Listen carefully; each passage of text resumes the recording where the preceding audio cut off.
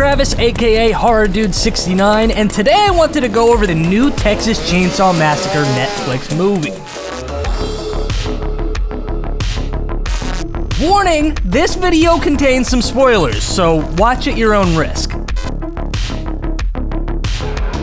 Texas Chainsaw Massacre is a sequel to the Texas Chainsaw Massacre. You know, because taking the word "the" out is going to make everything less confusing, I guess. This is one of those movies that's another new sequel, but that disregards everything else in the franchise except the original film from 1974. So it basically acts like none of the other sequels happened. And if that sounds familiar, because that's exactly what the Texas Chainsaw 3D movie from 2013 did. See? That time there wasn't even the word massacre. I bet the next one's just gonna be called Chainsaw. Anyway, getting into the plot of this movie, it starts with a rushed recap trying to force-feed the viewer as much info as possible about the original movie. I think they did this so they could just set the story straight again, in terms of what you should remember and what you should forget when it comes to this franchise. I feel like it would have been less confusing and more suspenseful without this montage, but let's just keep going. We then get our first shot of what can be assumed to be our main protagonist. I say this with some uncertainty because we just see them. They're not really properly introduced to us. This is going to be an ongoing issue throughout this movie. After meeting the supporting protagonist, it was at this point where I realized I might be in for another Netflix teen drama adaptation. Straight off the bat, the group of what I assume to be the protagonists come off as super dislikable. Unprovoked, they make rude comments and roast the guy minding his own business and pouring gas. Who has such a small dick they need to walk around in public with a fucking gun? Is he compensating for something? Come on, man. See, we're plagued by feral hogs around these parts. The only way to deal with an invasive species is to eradicate them. On side. This just made them come off as instantly hypocritical and entitled, a point that is just reiterated later on. A few facepalms later, we learn that the main characters are social media influencers, which is another pet peeve of mine in a lot of new horror movies. Just make them relatable. We don't need every person to be a famous Instagrammer or TikToker. But moving on, turns out they want to buy a ghost town named Harlow. It's unclear whether their plan is to auction the town off or just start a cult. I don't know. What, like a cult? We're idealistic individuals who want to build a better world. Yeah, that's a cult. The town is supposed to be abandoned, but when they enter a house, there's a sick, elderly woman inside of it. The woman, dragging around an oxygen tank, clearly has some dementia, but she explains she's been running an orphanage there for 50 years. Then, instead of the guy that's buying the town doing it himself, his girlfriend's 15-year-old sister aggressively tells the old lady that the bank has foreclosed the property and she's not even supposed to be there anymore. The two of them become aggressive towards the old lady until she has trouble breathing. This is where we first see Leatherface lurking in the shadows. Kind of. It was very anticlimactic introducing him in such a "come say hi to mom's friends" type of way, but okay. Baby, I'm fine. I'm all right. Just go back to your room. So at this point, Dante, the guy buying the town, comes back with two sheriff deputies to forcibly remove the woman, causing her to have a heart attack. With no ambulance around, the two sheriffs, the girlfriend, and Leatherface set off in the police van to take the lady to the hospital. And yeah, you heard that right. That's Leatherface just going on a road trip with everybody. That's okay. On the way, the elderly woman tragically dies. As she died, one of the sheriffs literally said, "I think she croaked." Sheriff, I think she croaked. Son of a bitch. Way to be super insensitive, dude. It's literally an old lady, for Pete's sake. Anyway, this caused Leatherface to lose his absolute shit. as he starts on his killing spree. Yeah, at this point, I'm already rooting for Leatherface. On a positive note, I must say though, the gore and the death scenes in this movie are super well done. But that's about as far as the praise I have for this movie goes. And by looking at Rotten Tomatoes and IMDb, I think everybody agrees with me on that. If you also agree with me, like the video and let me know in the comments below. Actually, do that even if you don't agree with me. So from here, Leatherface basically starts killing a bunch of people that you don't even care about and that weren't established or even likable in the first place. This is also where I just start openly rooting for Leatherface to kill everyone because the characters were super unlikable and uninteresting. Or are they? I don't know. At this point, 20 minutes into the movie, we learn that the main protagonist has been the victim of a school shooting. This is the most character development that we'll see for the entire movie.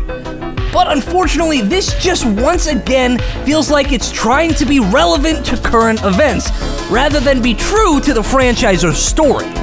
They even tried to copy what the 2018 Halloween movie did. All of a sudden, the survivor from the original 1974 movie gets a call. This is Hardesty. Packs her guns in her car and is off to save the day.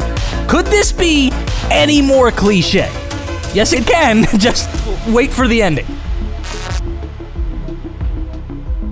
Anyway, after finding out that the old lady from earlier had died, the pair of Dante and Melody don't waste a second before going through the stuff in her house. By doing this, they end up finding the deed to the house. This part is huge, because this is evidence that the lady actually had the right to be there, and they were in the wrong in aggressively confronting, forcefully evicting, and basically killing the old, demented woman.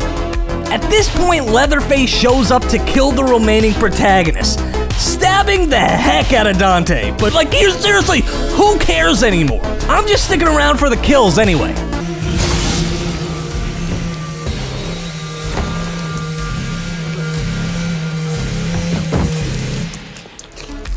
We then learn that apparently in this movie, people are superhuman or just ghosts. Because after getting stabbed and butchered by Leatherface, Dante still manages to stumble away minutes later. Bro, shouldn't you have bled out by now? I mean, half your jaw is missing. How are you still operating? It's just, I don't get it. We at least get another brutal death scene when our redneck mechanic friend gets his ankle Conor McGregor'd and his face hammered in.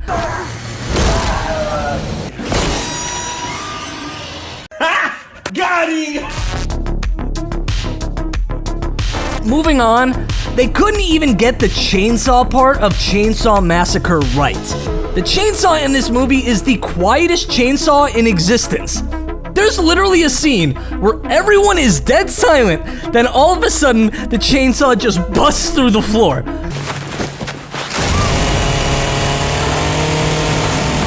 That's not how chainsaws work. Unless it's the new Tesla model, you can hear a chainsaw from almost a football field away. We then get a pretty brutal bus massacre scene. This was probably the highlight of the movie. Seems like the kills are the only saving grace for this nightmare of a film. But I guess that's what we're here for, right? But the bus massacre, one victim starts filming Leatherface and literally said, "Do anything and you're canceled, bro." Huh? Which made me question whether I was watching a parody, because what is this writing? I don't know. Anyway, at least the poor soul live streamed the entire massacre on Instagram Live before succumbing to the silent chainsaw of death. It's at this point that Laurie Strode arrives to save the day. Oops, I meant Sally Hardesty. Same old, you know. Sally then kidnaps the remaining two protagonists and uses them as bait to lure Leatherface out. This lady went from badass to psycho very, very quickly. Armed with a shotgun, she then confronts an unarmed Leatherface instead of shooting him point blank in the face. She asks him to say her name. Wait, what? What kind of weird ass stuff is this lady into? Say my name.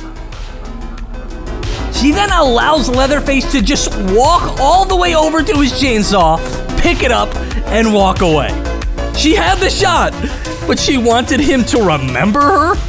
I don't even think he remembers himself, so why the heck couldn't you just shoot him? But instead, she continues shouting at him that she's the one that got away and asking whether he remembers her now. Remember me now? I'm the one who got away. She sounds more and more like an obsessed ex and less like a vengeful victim trying to get rid of an evil mass murderer. She then continues to wait for him to run away before firing shots in his direction, completely missing him in the process. At least Laurie Strode did some target practice in the 2008 Halloween film. Anyway, back to the quiet-ass chainsaw. Leather sneaks up on Sally while carrying his chainsaw because logic no longer lives here, it's gone. Leather then brutally impales Sally with his chainsaw, lifting her up in the air before tossing her body to the side. After all that damage, That's a lot of damage. she's totally dead, right? Right? No, not in this movie. 10 minutes later, she still has enough life in her to shoot one last shot, say some fake deep catchphrase, and pass her gun with the last bullet off to Lila before finally dying. Jumping forward a bit, eventually after a mediocre final showdown, the two sister protagonists kill Leatherface. But then, to continue the horror cliches, his body disappears into a random hole of water. Leatherface is dead! Right? Wrong! As the two survivors leave town, the less important and more annoying sister gets murdered by, you guessed it, Leatherface! Yep! That cliche water death scene played out exactly how it always does. The last survivor and main protagonist then drives off as Leatherface psychotically swings his silent chainsaw around before the end credits roll. What? Like, is that it? I have so many questions, but I just don't care enough to ask them after wasting 2 hours of my life of this mess of a movie. I wonder if this movie's goal was to make you hate everyone except Leatherface. Because if so, they succeeded. The only thing this movie got right from the franchise is having Leatherface in this movie and yellow color grade. Everything else was a complete train wreck. In conclusion, the movie ends with absolutely no payoff. Instead of reviving a dead franchise, this movie just spits on its grave. Texas Chainsaw Massacre just once again proves that Netflix and Hollywood need to stop doing this. Stop remaking things if you're not going to stay true to the source material. It's simple as that. Well, that does it for this episode. Do you agree with my points? Do you love or hate the new movie? Let me know in the comments below. And lastly, if you'd like to see more, remember to like the video, subscribe to the channel, and share this video with a friend that likes animation and movies. Thanks for watching. Horror Dude 69 out.